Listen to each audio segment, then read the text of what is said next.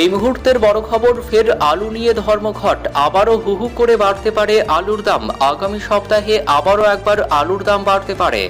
আবারও রাজ্য জুড়ে ধর্মঘটের ডাক আলু ব্যবসায়ী সমিতির। তো ফের কবে থেকে ধর্মঘটের ডাক দিয়েছে আলু ব্যবসায়ী সমিতি এবং এই ধর্মঘট কবে থেকে টানা কতদিন পর্যন্ত চলবে, কি বলছে আলু ব্যবসায়ী সমিতি, বিস্তারিত জানিয়ে দেব ভিডিওতে, সঙ্গে থাকুন। আর এমনই প্রতিদিনের লেটেস্ট ট্রেন্ডিং খবরগুলি সবার আগে পাওয়ার জন্য আমাদের ইউটিউব চ্যানেলটি সাবস্ক্রাইব করুন। আগামী সপ্তাহে আবারও একবার আলুর দাম বাড়তে পারে। আবারও রাজ্য জুড়ে ধর্মঘটের ডাক ব্যবসায়ী সমিতির।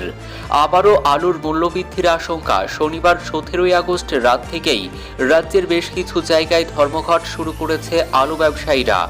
আবারও অনির্দিষ্টকালের জন্য ধর্মঘট করার সিদ্ধান্ত নিল রাজ্যের প্রগতিশীল আলু ব্যবসায়ী সমিতি।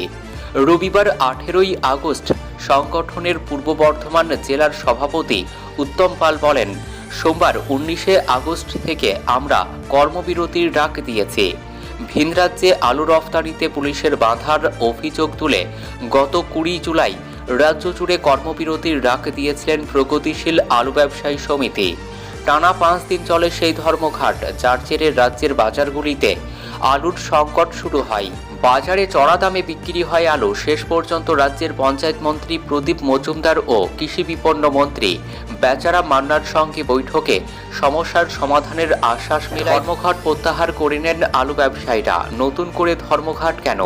প্রগতিশীল আলু ব্যবসায়ী সমিতির পূর্ব বর্ধমান জেলার সভাপতি উত্তম পাল বলেন, গত 24 জুলাই হরিপালে মন্ত্রী বেচারাম মান্নার সঙ্গে বৈঠক হয়। সেখানে তিনি বলেছিলেন 2 থেকে 4 দিনের মধ্যে আমাদের সমস্যার সমাধান করা হবে। তারপর গত 8 আগস্ট আবার মন্ত্রী বেচারাম মান্না এবং প্রদীপ মজুমদারের সঙ্গে আলু ব্যবসায়ীদের বৈঠক হয়েছে। সেখানেও প্রদীপবাবু জানান, আলুর দাম খোলা বাজারে কেজিতে 25 টাকার বেশি নেওয়া হবে না।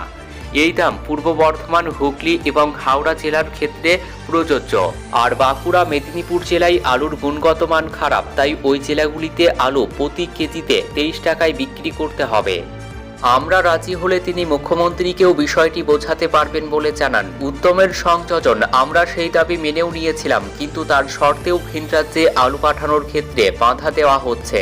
বর্ডারের সীমান্তে পুলিশ মোটা টাকার বিনিময়ে আলু বোঝাই লরি পার করতে দিচ্ছে। আমরা চাই ভিন রাজ্যে আলু পাঠানোর ক্ষেত্রে কোনো বাধা যেন না থাকে। আলু ব্যবসায়ীরা আবারও ধর্মঘট শুরু করলে আগামী সপ্তাহ থেকেই বাজারে এর প্রত্যক্ষ প্রভাব পড়তে পারে বলে মনে করা হচ্ছে। ফলে পুজোর আগে আবারও একবার আলুর দাম বৃদ্ধির আশঙ্কা করছেন অনেকেই।